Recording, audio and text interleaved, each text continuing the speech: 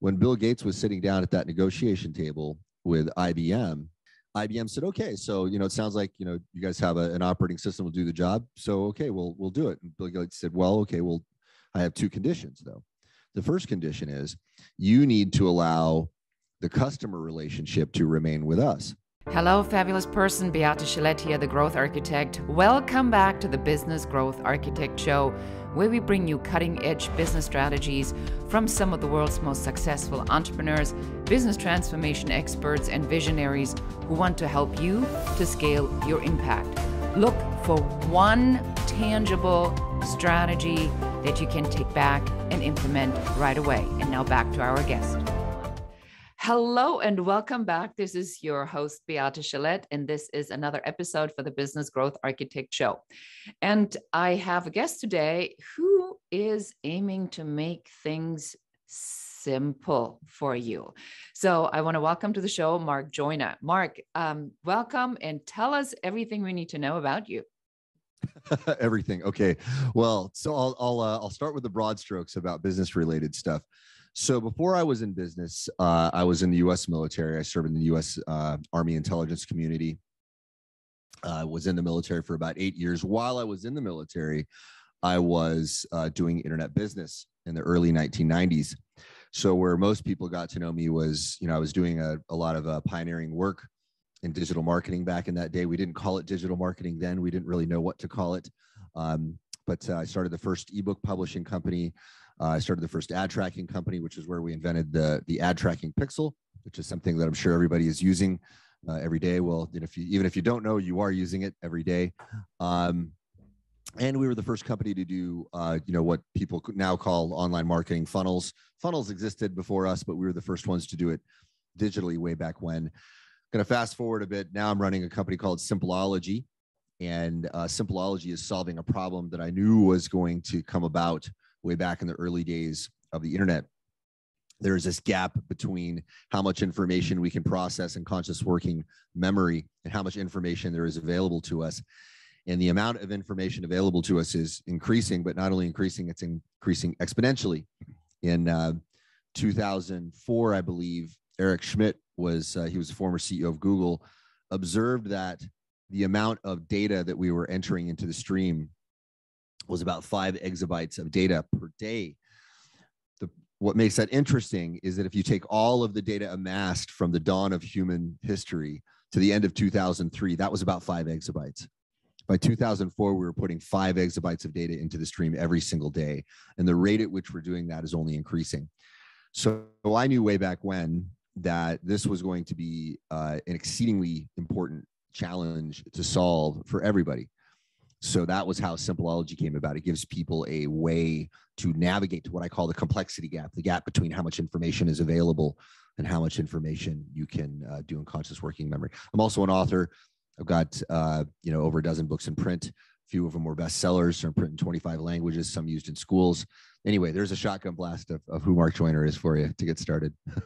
Yes, thank you for that. And obviously, I want to point out for the audience that in our interviews, we can only cover this much, and we do our very best to give you the strategy to take home and to implement right away. But obviously, I'm pretty blessed and grateful that I get to talk to exciting people. And there is a lot more than the half hour we typically spend together. So go check out Mark some more.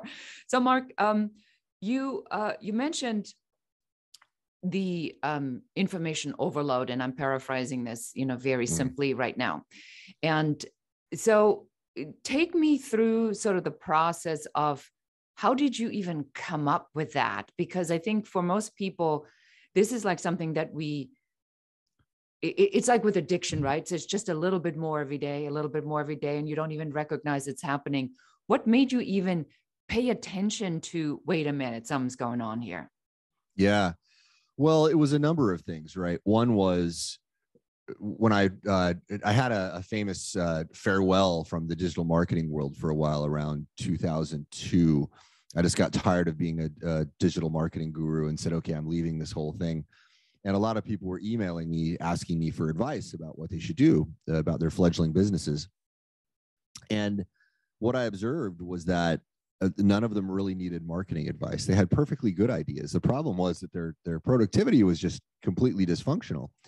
And I thought, wow, I've really got to help solve for these guys their productivity problem more than their, I don't have a good marketing idea problem, which was a false problem.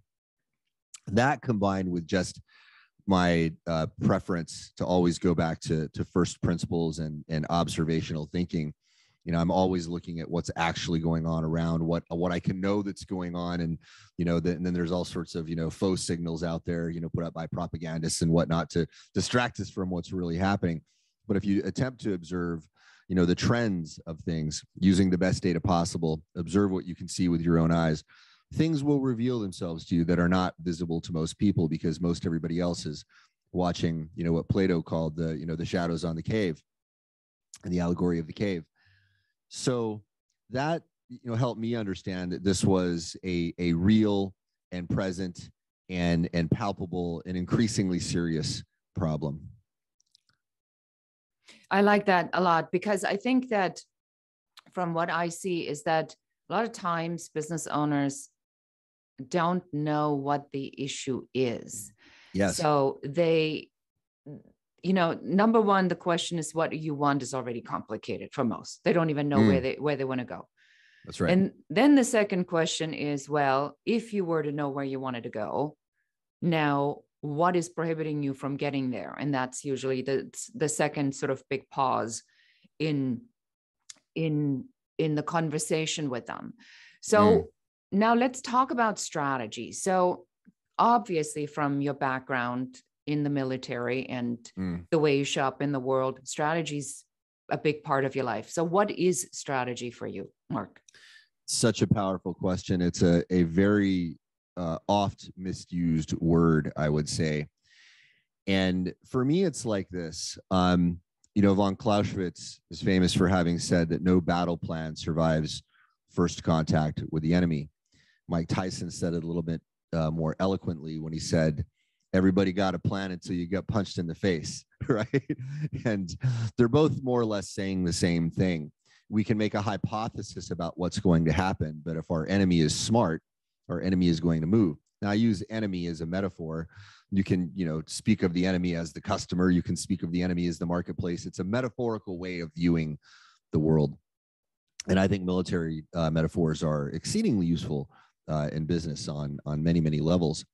So to me, I look at strategy like this. Tactics are what you do when you know what to do, and strategy is what you do when you don't.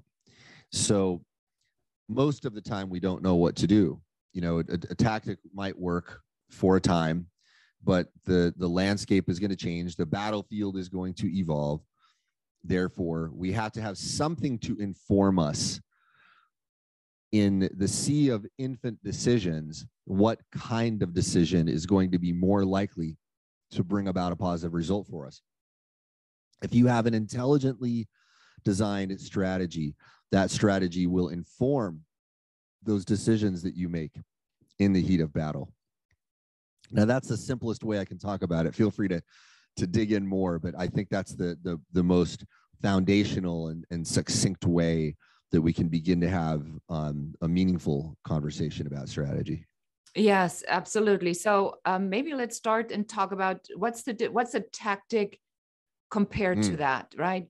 So is a tactic something that's a little bit more short-lived, or it's something that you try? So tell us about what's a tactic for you. Yeah, that's a great question. So a tactic is in fact something that you want to do, that's short-lived. It's usually local, right? So let's imagine, during the Korean War, and by the way, strategy and tactics are not always perfectly distinct, right? They often blend into each other, and strategy often informs individual tactics. So you will see lots of nitpicking about, well, is that really a tactic? Is it really a strategy? It doesn't really matter.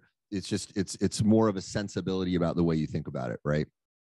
So, when in the Korean War, we were pushed down to the bottom of the Pusan perimeter, General MacArthur had the strategic notion that what he wanted to do was he wanted to land somewhere that was unexpected by the North Koreans.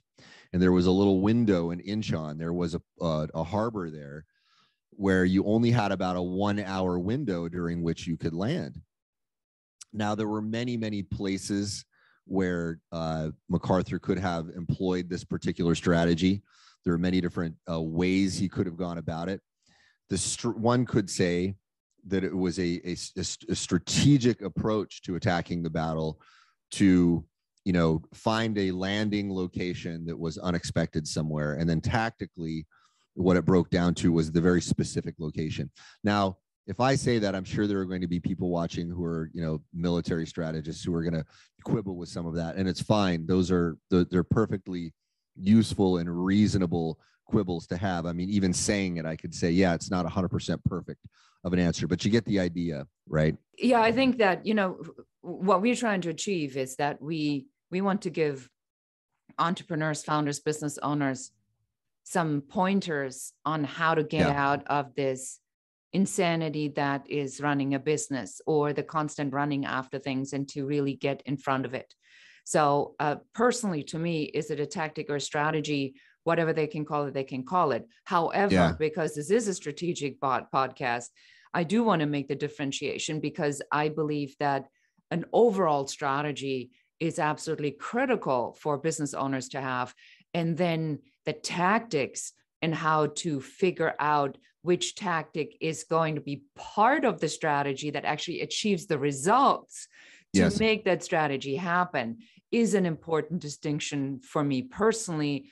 And I give maybe an example, and maybe you have an additional example, so people really understand what we're talking about here, is that I run an Instagram tactic as part of my overall strategy of authority platform building. I also ran a tactic on Facebook. I found that the tactic on Facebook was not achieving the results that I was that I wanted, because the people that are on Facebook 24/7 are generally not the type of business owners that I want to reach. My business owners that I want to reach are not on that platform, certainly not between the hours of 9 to 5, right? They might check in the evening, or they might check in the morning, but they don't really do that other than to run ads for the business. And so I had to stop that tactic because it wasn't fitting in my overall strategy.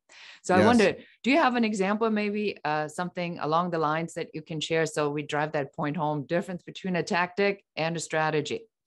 Yeah. So, well, let me just say one thing that you did there, which is quite good. And that was, you can say that you've got a strategy of authority building, but then over time, your interaction with the battlefield informed you that you need to revise that strategy, right?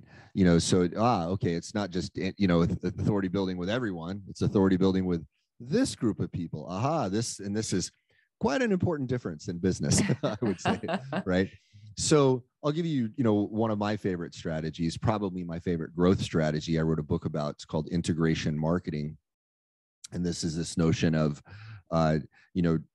putting one marketing process inside another marketing process to benefit from it. And, one of the easiest to understand examples of that was, and by the way, this is a growth strategy that you can employ without an ad budget, right?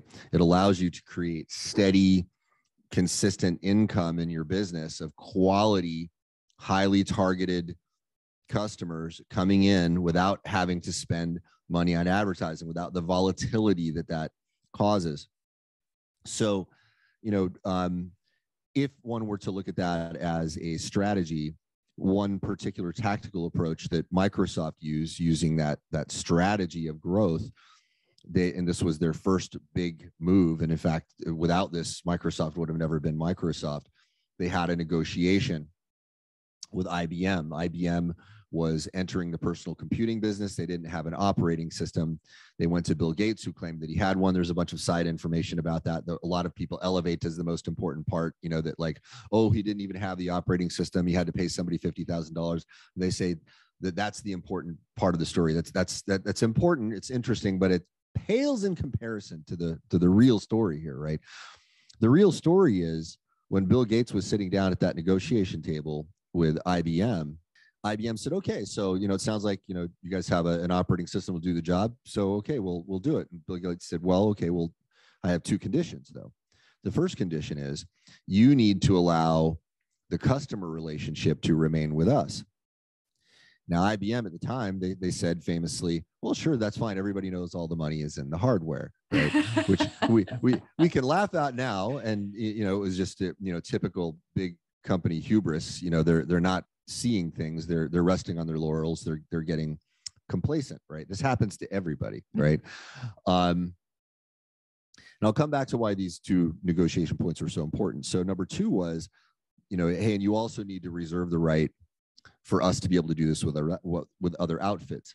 Now, that particular tactic, that specific tactic, was enormously powerful, and it informs the rest of the growth strategy that Microsoft has used everywhere. In fact, almost all of the greatest fortunes in the history of the world, I would argue, follow this pattern. So if you know that it costs about 10 times as much to acquire a new customer as it does to sell something to an existing customer, it's an estimate, but it's a pretty damn good one as marketing truisms go. It's generally pretty true.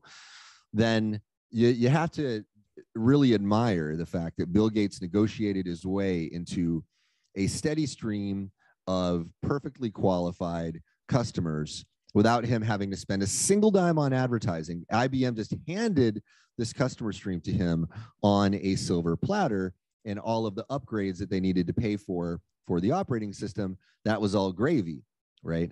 And not only that, he was able to go do this with HP and Compaq and Dell and Gateway and all these other companies that cropped up after the fact because of those two single negotiation points. So if the larger strategy is one of integration marketing, we can now start chunking this down a little bit and get closer to the tactical level when we look at specific applications of integration marketing. Now, there's all sorts of ways that we can use integration marketing, but that illustrates sort of the broader principle, and it also shows how tactically it chunks down a little bit. Yes. And so integration marketing, if you were to give me a definition for that to tell my audience, integration marketing is what exactly? So I'll give you a paraphrase of the sort of the nerdy technical definition that I use in the book, right? Which is the integration of a unit of marketing value in a traffic stream or a transaction stream. Okay. Now, a traffic stream is anywhere where people are converting, anywhere there are eyeballs. It could be physical, it could be digital, it could be anywhere. That's a traffic stream. Mm-hmm. So it could be a billboard, it could be a banner ad, it could be anything. Transaction stream is a special kind of eyeball. It's where a transaction is occurring, right? So, outside of the store, somebody might have a billboard there that's still a traffic stream. But once somebody walks into that store, if you upsell them something like a belt when they just bought a shirt, well, now that's an integration of a unit of marketing value into a transaction stream. Again, a unit of marketing value can be anything. It could be an ad. It could be the sale of a product. It could be anything at all. Now, when you know those base parameters, there's an infinite number of ways that you can apply those. And what's really interesting about it is I also have something called the integration marketing point scoring system that allows you to determine mathematically which of these integration points on a traffic or a transaction stream are going to be more likely to render a high ROI for you. So obviously a transaction stream is going to tend to have a higher point value than a traffic stream. Mm-hmm. We already have, we know information about these guys. We know that they have credit cards. We know that they're not afraid to use them. That we know that we like a certain product. We know that they're hot about that product right now in this moment. Depending on where in the transaction stream you're integrated, that's going to have a different point value as well. So there's sort of a broad idea of what integration marketing is all about. I like that. And so this leads me sort of to a side question here, because it sounds very data driven. So share with us, how do you measure the success of a strategy, and how does data fall into that? Because this is another thing that a lot of entrepreneurs, founders, and business owners don't understand. How do you measure? How do you know if it works or not? Yeah, it's such a damn good question. Measuring the effectiveness of a strategy gets harder, right? It's easier to measure the effectiveness of a tactic, harder to measure the effectiveness of a strategy because there are too many unknowns. And the higher up the chain you go, the more confounded the data gets, right? It's like, okay, well, I'm measuring this particular metric, but I don't know what's causal here. And in fact, epistemologically, we might argue that we can never know causality, right? How can we know that A caused B? It's a deep philosophical question that's very interesting, actually, and it's quite a bit more challenging than most realize. But the more localized we get about things, the more specific we get about things, the more controlled the environment is, the better the data can get, right? So, one thing that you can do, like if you're using integration marketing as a general strategy, I started the first ad tracking company many years ago. One thing I would tell people is, hey, for all of the integration marketing efforts that you have, use a link that's coded a certain way. Then you'll know that everything that has code, IMXA, XXXXX, whatever that variable is after that, that's all, that's really one really powerful way to do that, using coding categories that start broad and go specific.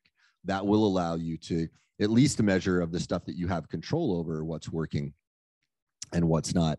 It's such a great topic. And it's a lot subtler than people realize. When you start getting deeper into the data, people will start, telling you, they'll start becoming aware of the notion that, hey, wait a minute, just because I measured something doesn't mean it's a meaningful measurement.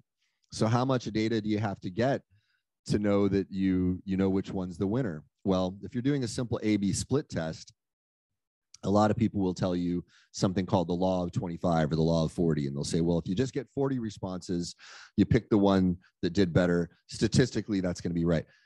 That's a useful heuristic, but it doesn't really pay respect to the genuine complexities of statistics.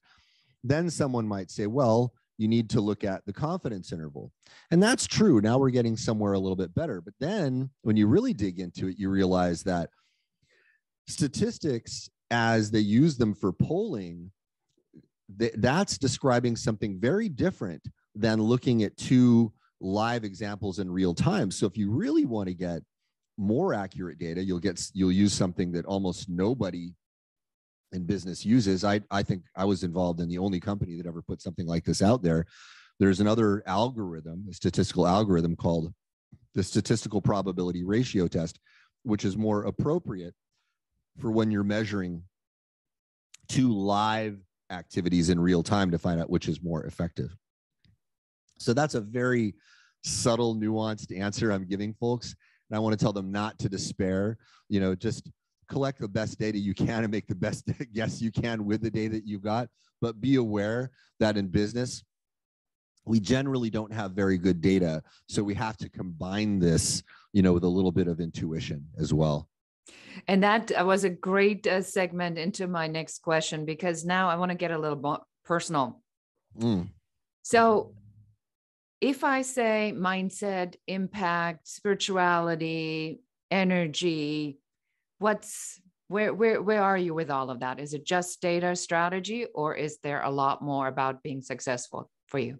Oh man, those things are so important. I think a lot of people pretend that, none of that matters at all. Well, that's, it's just, prima facie, that's just not true. Your mindset informs your behavior in so many different ways. And whether or not you consider yourself to be a spiritual person, you have spiritual thoughts. It's just human nature. And our individual relationship with the universe, whether we downplay the importance of it or dismiss it as something that's fantastic, makes up a large amount of our waking intellectual life. So I think it would be wise to have a conscious approach to these things, because the way that we approach these things will impact the way we show up in the business world, if that's our only aim. Well, 100%. And it's interesting. Everyone I've interviewed, without a single exception, has so far said, whether that was David Meltzer or Brad Sugars or you name them, they all say the same thing. It's all about, I got to be in that mindset. I got to see it and I got to step into it.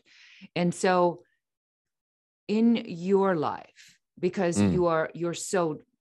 you really are one of the most strategic or clear about, the terminology and the precision in which you operate in strategy.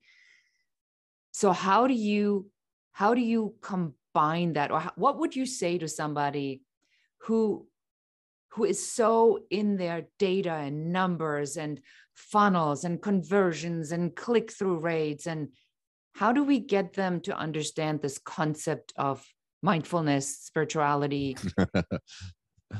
Can we? Yeah, I love it. Yeah, well, it's a good question. Can we? It depends on them and how.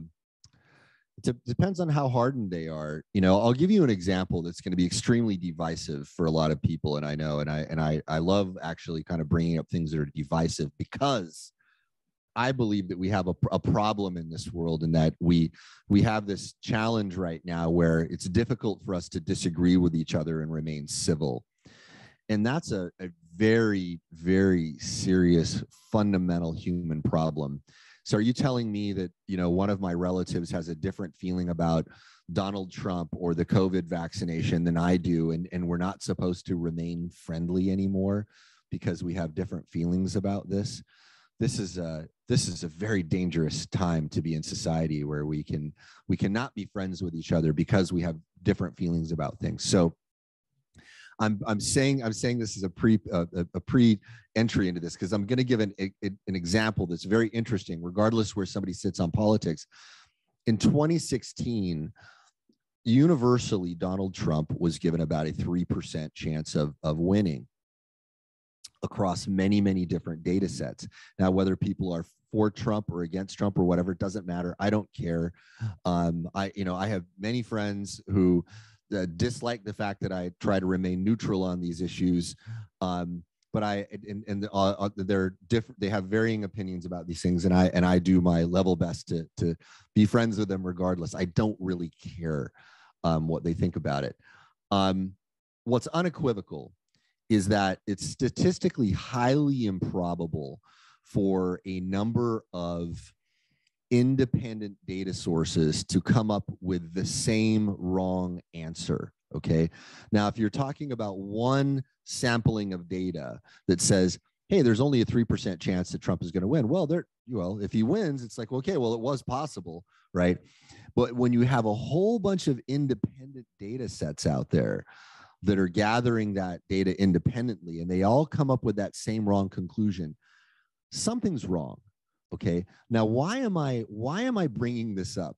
Because it was one of the most profound moments in history that illustrates exactly the point that you're talking about here.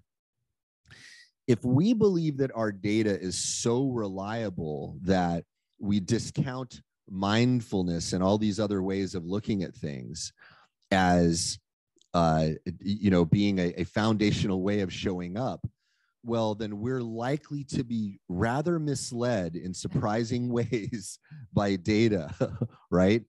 So all I got to tell you to the listener is, okay, bucko, if you think that mindfulness isn't important and you're living your life solely on data, you're going to get slapped around in some pretty surprising ways. If you are practicing mindfulness, for example, you could look at that stuff and say, and rather than be pushed around by, propagandists who are trying to make you have an emotional reaction about this in one direction or another, you could say, oh, well, that's interesting. The data says this. This is not what I would expect. What can I actually know from this? Instead of going, well, that means this because I'm going to push it into my ideological box over here that I am so desperately holding on to, right?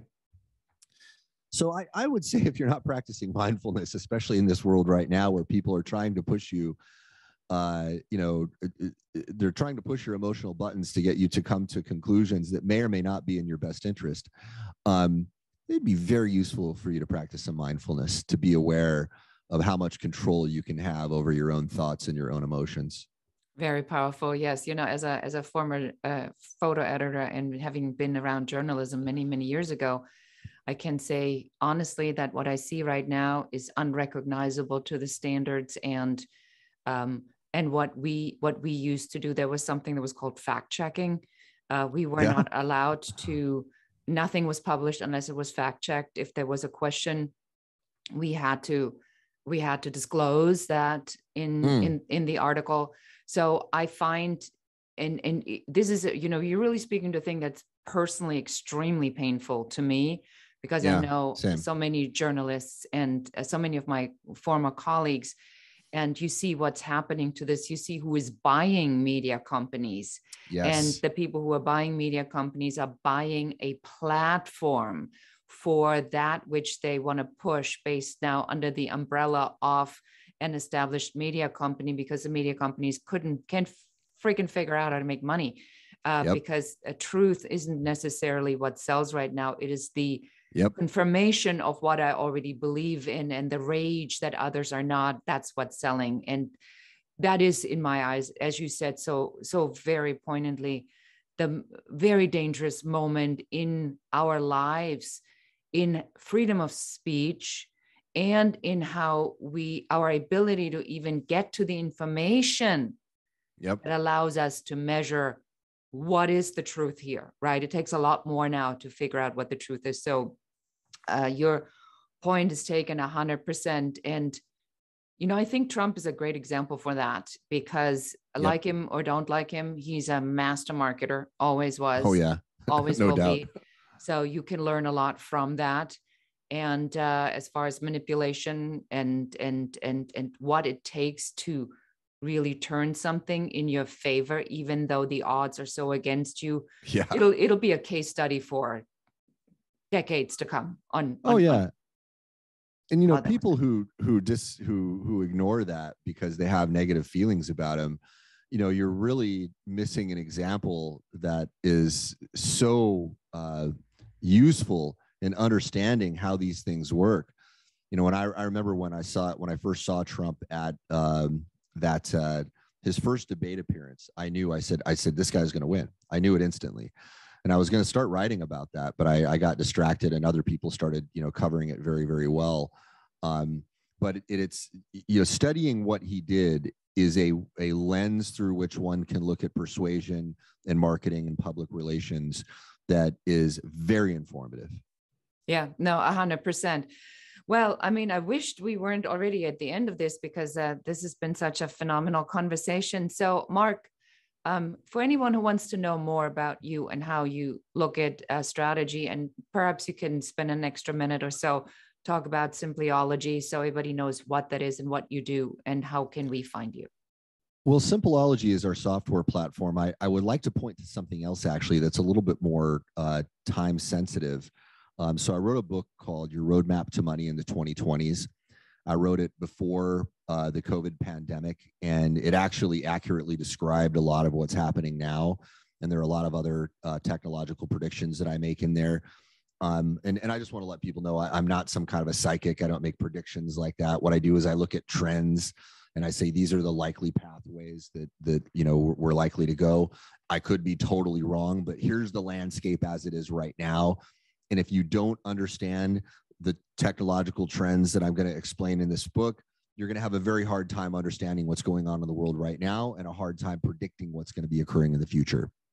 So people can get that at yourroadmaptomoney.com. And through that, they will be introduced to Simpleology and other things that I use as well. That book is available for free. I decided just to not print it and to leave it as an ebook form, because it's just so time sensitive right now. But we've had hundreds of thousands of downloads of that now, and it's getting a lot of really wonderful feedback. And a lot of people are saying, wow, now I understand, a little bit better what's actually going on. So I would encourage people to read it. It's a 357-page book, but most people read it in about 1 or 2 sittings. It's large type, lots of images. It makes these very, very complex ideas super easy to understand, which is what we're all about at Simpleology. We want to take difficult things, make them easy for people to understand. And if ever there's a time for that, it's now, because there's a lot of complex stuff going on that's impacting us on a day-to-day basis. And I think that everybody in the world kind of needs to know that these things are happening. And if they don't, it's going to be a challenge to survive. I hate to say it. I agree with you. And, in the aftermath now, especially of what we're seeing with media, and now how the whole thing, how first the platform was granted, and then the platform was completely yanked. And now how it's okay to throw off many more influencers and people that are outspoken about certain things. That's right. It is certainly something that we need to be very cognizant of and mindful of in a society right now, because being right at the end of the day isn't exactly what's going to make us happy. What makes us happy is the human experience and connecting with other people and growing from really what we are learning. So this has been really amazing, Mark. Thank you so much for spending the time with us.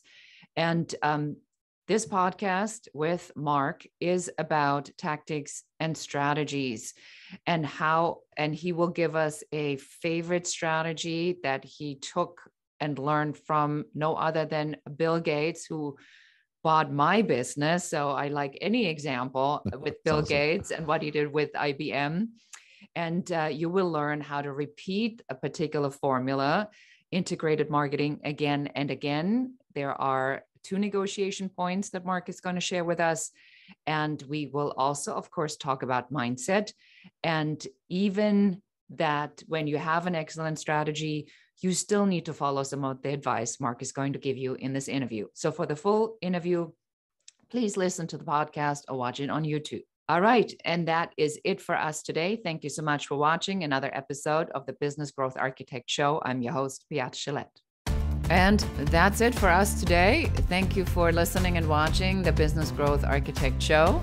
I enjoyed having you here. And for accountability, just take one of the strategies that you have heard, one thing that you can implement in your business immediately. Please leave comments. Don't forget to like and share this show. And if you have any questions about business, please put them in the comments. We are here for you. We're here to support you and help you to grow, build, and scale your own business. For more advice, please check out our website in the show notes below. Thank you again. This is Beate Gillette, the Growth Architect, and goodbye.